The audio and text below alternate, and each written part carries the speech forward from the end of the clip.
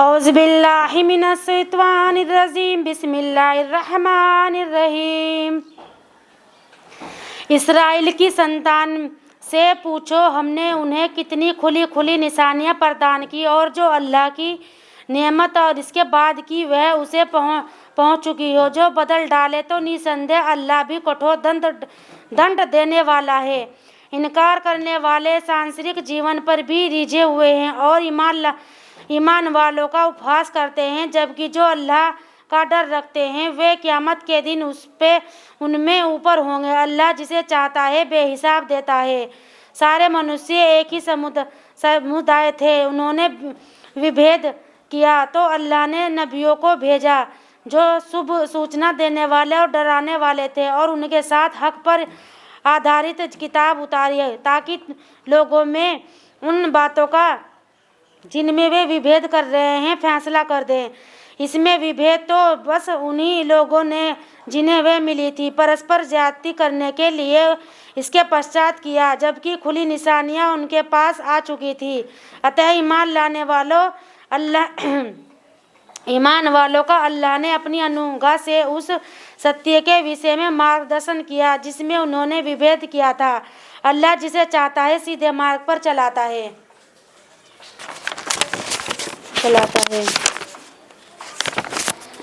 क्या तुमने ये समझ रखा है कि जन्नत में प्रवेश पा जाओगे, जबकि अभी तुम पर वह सब कुछ नहीं बीता है जो तुमसे पहले के लोगों पर बीत चुका है। उन पर तंगियां और तकलीफें आई और उन्हें हिला मारा गया, यहाँ तक कि रसूल बोल उठे और उसके साथ के ईमान वाले भी कि अल्लाह की सहायता कब आएगी। जान लो अल्लाह की सहायता निकट है। वे तुमसे पूछते हैं कितना खर्च करें। कहो, पहले ये समझ लो कि जो माल भी तुमने खर्च किया है वह तो माँ बाप, नातेदारों और अनाथों और मोहताजों और मुसाफिरों के लिए खर्च हुआ है, और जो भलाई भी तुम करो निसंदेह अल्लाह उसे भली भांति जान लेगा। तुम पर युद्ध अनिवार्य किया गया और वह तुम्हें अप्रिय और बहुत संभव है।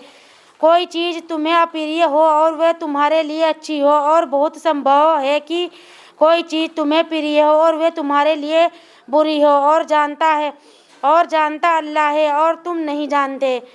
वे तुमसे आदरणीय महीने में युद्ध के विषय में पूछते हैं। कहो, उसमें लड़ना बड़ी गंभीर बात है, परंतु अल्लाह के मार्ग से रोकना, उसके साथ अविश्वास करना, मस्जिद हराम काबा से रोकना और उसके लोगों को उससे निकालना अल्लाह की दृष्टि में इससे भी अधिक गंभीर है। और फितना, उपद्रव, रक्तपात से भी बुरा है, और उनका बस चले तो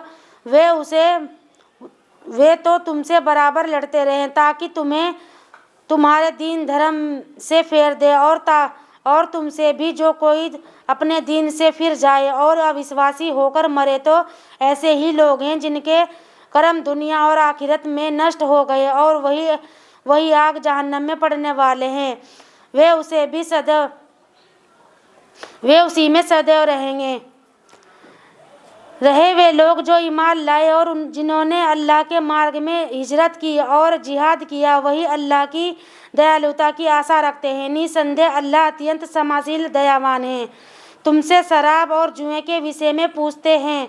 कहो, उन दोनों चीज़ों में बड़ा गुनाह है, यद्यपि लोगों के लिए कुछ फ़ायदे भी है, परंतु उनका गुनाह उनके फ़ायदे से कहीं बढ़कर है। और वे तुमसे पूछते हैं कितना खर्च करें। कहो, जो आवश्यकता से अधिक हो। इस प्रकार अल्लाह दुनिया और आखिरत के विषय में तुम्हारे लिए बड़ी आयतें खोल कर बयान करता है ताकि तुम सोच विचार करो। और वे तुमसे अनाथों के विषय में पूछते हैं। कहो, उनके सुधार की जो रीति भी अपनाई जाए अच्छी है, और यदि तुम उन्हें अपने साथ सम्मिलित कर ले तो वे तुम्हारे भाई बंधु ही हैं। और अल्लाह बिगाड़ पैदा करने वालों को बनाव पैदा करने वाले से अलग पहचानता है, और यदि अल्लाह चाहता तो तुमको जहमत कठिनाई में डाल देता। निसंदेह अल्लाह प्रभुत्वशाली तत्दर्शी है। और मुशरिक बहुदेववादी स्त्रियों से विवाह ना करो। और मुशरिक बहुदेववादी स्त्रियों से विवाह ना करो जब तक कि वे ईमान ना लाएं। एक ईमान वाली बांदी दासी मुशरिक स्त्री से कहीं उत्तम है, चाहे वे तुम्हें कितनी ही अच्छी क्यों ना लगे, और न ईमान वाली स्त्रियों का मुशरिक पुरुषों से विवाह करो जब तक कि वे ईमान न लाएं। एक ईमान वाला गुलाम आज़ाद मुशरिक से कहीं उत्तम है, चाहे वह तुम्हें कितना ही अच्छा क्यों ना लगे। ऐसे लोग आग जहन्नम की ओर बुलाते हैं और अल्लाह अपनी अनुग्रह से जन्नत और क्षमा की ओर बुलाता है, और वह अपनी आयतें लोगों के सामने खोल खोल कर बयान करता है ताकि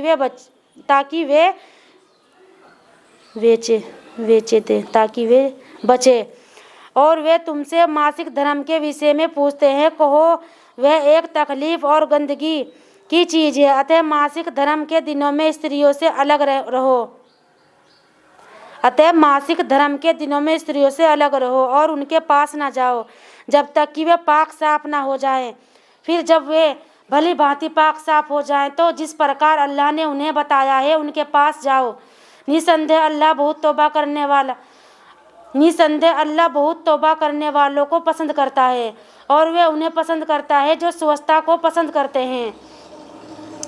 तुम्हारी स्त्रियां तुम्हारी खेती है, अतः जिस प्रकार चाहो तुम अपनी खेती में आओ और अपने लिए आगे भेजो और अल्लाह से डरते रहो और भली भांति जान लो कि तुम्हें उससे मिलना है, और ईमान लाने वालों को शुभ से सूचना दे दो। अपने नेक और धर्म परायण होने और लोगों के मध्य सुधारक होने के सिलसिले में अपनी कसमों के द्वारा अल्लाह को आड़ में और निशाना ना बनाओ कि इन कामों को छोड़ दो। अल्लाह सब कुछ सुनता जानता है। अल्लाह तुम्हें तुम्हारी ऐसी कसमों पर नहीं पकड़ेगा जो यूं ही मुंह से निकल गई हो, लेकिन उन कसमों पर वे तुम्हें अवश्य पकड़ेगा जो तुम्हारे दिल के इरादे का नतीजा हो। अल्लाह बहुत क्षमा करने वाला सहनशील है। जो लोग अपनी स्त्रियों से अलग रहने की कसम खा बैठे उनके लिए 4 महीनों की प्रतीक्षा है। फिर यदि वे पलट आए तो अल्लाह अत्यंत क्षमाशील दयावान है। और यदि वे तलाक ही की ठान ले तो अल्लाह भी सुनने वाला भली भांति जानने वाला है। और तलाक पाई हुई स्त्रियां 3 हैज मासिक धर्म गुजरने तक अपने आप को रोके रखें, और यदि वे अल्लाह और अंतिम दिन पर ईमान रखती हों तो उनके लिए ये वैध न होगा कि अल्लाह ने उनके गर्भाशयों में जो कुछ पैदा किया हो उसे छिपाएं। इस बीच उनके पति यदि संबंधों को ठीक कर लेने का इरादा रखते हों तो वे उन्हें लौटा देने के ज़्यादा हकदार हैं, और उन पत्नियों को भी सामान्य नियमों के अनुसार वैसे ही अधिकार हैं जैसे उन पर जिम्मेदारियां डाली गई हैं, और पतियों को उन पर एक दर्जा प्राप्त है। अल्लाह अत्यंत प्रभुत्वशाली तत्वदर्शी है। तलाक 2 बार है, फिर सामान्य नियम के अनुसार स्त्री को रोक लिया जाए या भले तरीके से विदा कर दिया जाए, और तुम्हारे लिए वैध नहीं है कि जो कुछ तुम उन्हें दे चुके हो उनमें से कुछ ले लो, सिवाय इस स्थिति के कि दिनों को डर हो कि वे अल्लाह की निर्धारित सीमाओं पर कायम न रह सकेंगे। तो यदि तुमको यह डर हो कि वे अल्लाह की सीमाओं पर कायम न रहेंगे तो स्त्री जो कुछ देकर छुटकारा प्राप्त करना चाहे उसमें उन दोनों के लिए कोई गुनाह नहीं। ये अल्लाह की सीमाएं हैं, अतः इनका उल्लंघन ना करो, और जो कोई अल्लाह की सीमाओं का उल्लंघन करे तो ऐसे ही लोग अत्याचारी हैं। 2 तलाकों के पश्चात फिर यदि वह उसे तलाक दे दे तो इसके पश्चात वह उसके लिए वैध ना होगी जब तक कि वह उसके अतिरिक्त किसी दूसरे पति से निकाह न कर ले। अतः यदि वह उसके तलाक दे दे तो फिर उन दोनों के लिए एक दूसरे के ओर पलट आने में कोई गुनाह ना होगा, यदि वे समझते हों कि अल्लाह की सीमाओं पर कायम रह सकते हैं। ये अल्लाह की निर्धारित की हुई सीमाएं हैं जिन्हें वह उन लोगों के लिए बयान कर रहा है जो जानना चाहते हैं।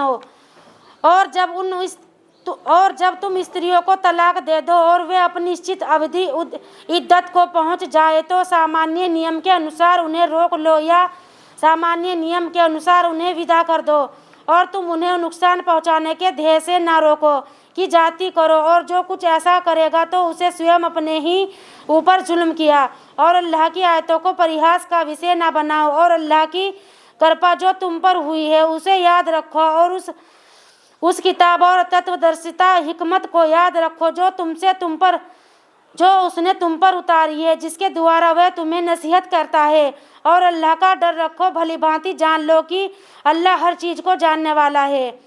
और जब तुम स्त्रियों को तलाक दे दो और अपनी निर्धारित अवधि इद्दत को पहुंच जाए तो उन्हें अपने होने वाले दूसरे पतियों से विवाह करने से न रोको, जबकि वह सामान्य नियम के अनुसार परस्पर रजामंदी से मामला तय करे। ये नसीहत तुम में से उसको की जा रही है जो अल्लाह और अंतिम दिन पर ईमान रखता है। यदि तुम्हारे लिए ज़्यादा बरकत वाला और सुथरा तरीका है और अल्लाह जानता है तुम नहीं जानते। और जो कोई पूरी अवधि तक बच्चे को दूध पिलवाना चाहे तो माएँ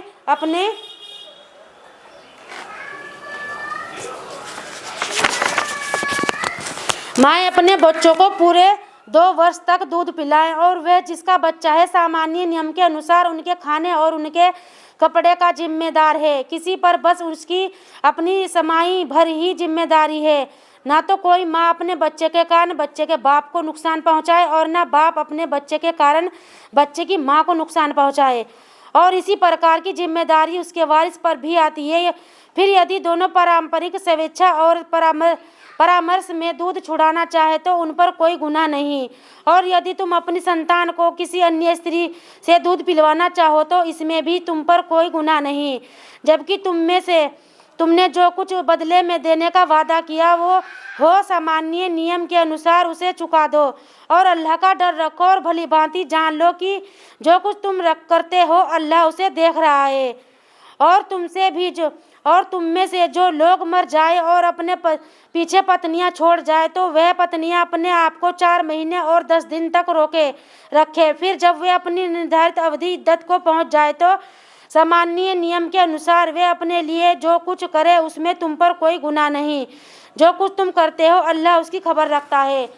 और इसमें भी तुम पर कोई गुनाह नहीं कि तुम उन औरतों को विवाह से निसंदेह सांकेतिक रूप से दो या अपने मन में छिपाए रखो। अल्लाह जानता है कि तुम उन्हें याद करोगे, परंतु छिपकर उन्हें वचन न देना, सिवाय इसके कि सामान्य नियम के अनुसार कोई बात कह दो। और जब तक निर्धारित अवैध इद्दत पूरी हो न जाए विवाह का नाता जोड़ने का निश्चय ना करो। जान रखो कि अल्लाह तुम्हारे मन की बात भी जानता है, अतः उससे सावधान रहो। और यह भी जान लो कि अल्लाह अत्यंत क्षमा करने वाला सहनशील है। यदि तुम स्त्रियों को इस स्थिति में तलाक दे दो कि यह तो नौबत पेश न आई हो कि तुमने उन्हें हाथ लगाया हो और उनका कुछ हक महर निश्चित किया हो तो तुम पर कोई भार नहीं। हाँ, सामान्य नियम के अनुसार उन्हें कुछ खर्च दो। कमाई रखने वाले पर उसकी अपनी हैसियत के अनुसार और तंग दस्त और उसकी अपनी हैसियत के अनुसार अनिवार्य है। और यह अच्छे लोगों पर एक हक है।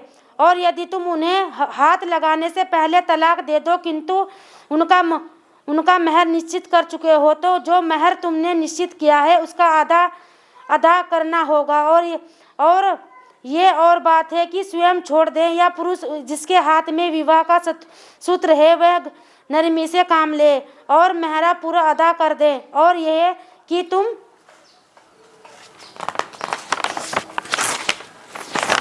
तुम नरमी से काम लो तो यह परहेजगारी में ज़्यादा करीब है। और तुम एक दूसरे को हक से बढ़कर देना ना भूलो। निश्चय ही अल्लाह उसे देख रहा है जो कुछ तुम करते हो। सदैव नमाजों की और अच्छी नमाज की पाबंदी करो। अल्लाह के आगे पूरे विनीत और शांत भाव से खड़े हुआ करो। फिर यदि तुम्हें शत्रु आदि का भय हो तो पैदल या सवार जिस तरह संभव हो नमाज पढ़ लो। फिर जब निश्चित हो तो अल्लाह को इस प्रकार याद करो जैसा कि उसने तुम्हें सिखाया है जिसे तुम नहीं जानते थे। और तुम में से जिन लोगों की मृत्यु हो जाए अपने पीछे पत्नियों को छोड़ जाए अर्थात अपनी पत्नियों को के हक में ये वसीयत छोड़ जाएं कि घर से निकाले बिना 1 वर्ष तक उन्हें खर्च दिया जाए तो यदि वे निकल जाए तो अपने सामान्य नियम के अनुसार वे जो कुछ भी करे उससे तुम्हारे लिए कोई दोष नहीं। अल्लाह अत्यंत प्रभुत्वशाली तत्वदर्शी है। और तलाक पाई हुई स्त्रियों को सामान्य नियम के अनुसार इद्दत की अवधि में खर्च भी मिलना चाहिए। और यह डर रखने वालों पर एक हक है। इस प्रकार अल्लाह तुम्हारे लिए अपनी आयतें खोलकर बयान करता है ताकि तुम समझ से काम लो।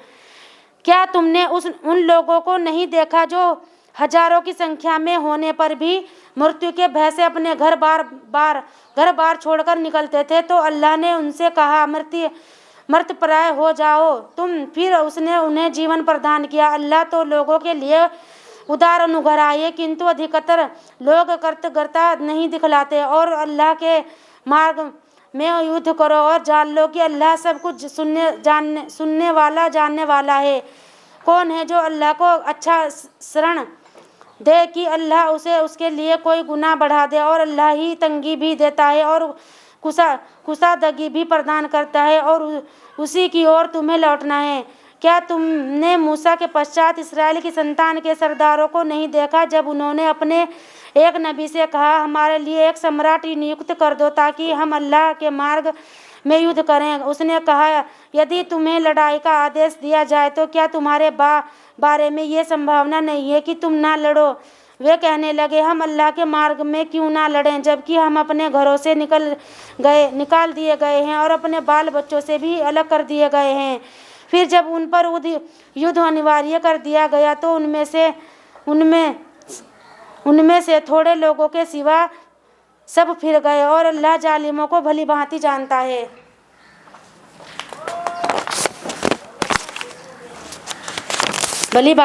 है। उनके नबी ने उनसे कहा, अल्लाह ने तुम्हारे लिए तालूत को सम्राट नियुक्त किया है। बोले, उसकी बादशाही हम पर कैसे हो सकती है जबकि हम उसके मुकाबले में बादशाही के ज़्यादा हकदार हैं, और जबकि उसे माल की कुशादगी भी प्राप्त नहीं है। उसने कहा, अल्लाह ने तुम्हारे मुकाबले में उसकी ही चुना है और उसी को चुना है, और उसे ज्ञान और शारीरिक क्षमता में ज़्यादा कुशादगी प्रदान की है। अल्लाह जिसको चाहे अपना राज्य प्रदान करे, और अल्लाह बड़ी समाई वाला सर्वज्ञ है।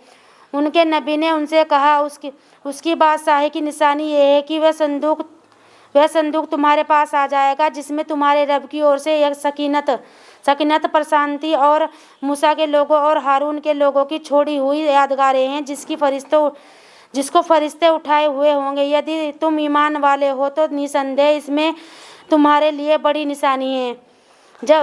जब तालूत सेनाएं लेकर चला तो उसने कहा, अल्लाह निश्चित रूप से एक नदी द्वारा तुम्हारी परीक्षा लेने वाला है, तो जिसने उसका पानी पी लिया वह मुझमें से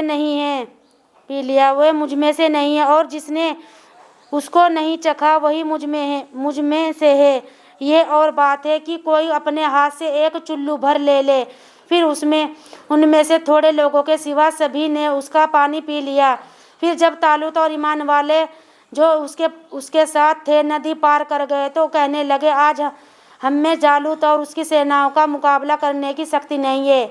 इस पर उन लोगों ने जो समझते थे कि उन्हें अल्लाह से मिलना है कहा, कितनी ही बार एक छोटी सी टुकड़ी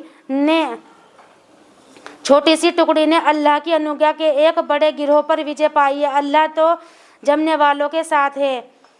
और जब वे जालूत और उसकी सेनाओं के मुकाबले पर आए तो कहा, ऐ हमारे रब, हम पर धैर्य उड़ेल दे और हमारे कदम जमा दे, और इनकार करने वाले लोगों पर हमें विजय प्रदान कर। अत्यंत अल्लाह की अनुग्रह से उन्होंने उसको पराजित कर दिया, और दाऊद ने जालूत को कत्ल कर दिया, और अल्लाह ने उसे राज्य और तत्वदर्शिता हिकमत प्रदान की। जो कुछ वह दाऊद चाहे उससे उसको अवगत कराया। और यदि अल्लाह मनुष्यों के लिए गिरोह को दूसरे गिरोह के द्वारा हटाता ना रहता तो धरती की अव्यवस्था बिगड़ जाती, किंतु अल्लाह संसार वालों के लिए उदार अनुग्रही है। ये अल्लाह की सच्ची आयतें हैं जो हम तुम्हें सादस्य सुना रहे हैं, और निश्चित ही तुम उन लोगों में से हो जो रसूल बनाकर भेजे गए हैं।